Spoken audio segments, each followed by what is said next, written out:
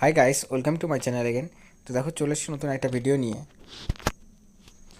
আজকের ভিডিওতে আমরা কিন্তু আলোচনা করব যে 2024-এ কিন্তু অঙ্গনওয়াড়ি মানে আইসিডিএস কর্মীদের নতুন বেতন কাঠামো গঠন করা হতে পারে, ঠিক আছে। এবং এই নতুন বেতন কাঠামো গঠন করা মানে এটা হচ্ছে যে আলটিমেটলি কর্মীদের একটাই বিষয় যে বেতন তাদের বৃদ্ধি হবে কি হবে না, ঠিক আছে।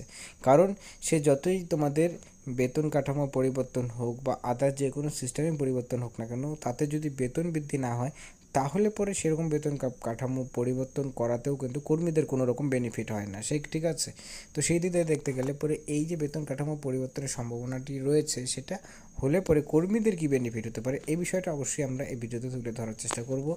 এবং এছাড়াও তোমাদের 2024-এ যেহেতু জুন মাসে ইলেকশন যে এখন চলছে, সেই ইলেকশনের রেজাল্ট রয়েছে, ইলেকশনের রেজাল্টের পর সে যে কোনোই পলিটিক্যাল পার্টি গভর্নমেন্ট মানে সরকার গঠন করুক না কেন, তো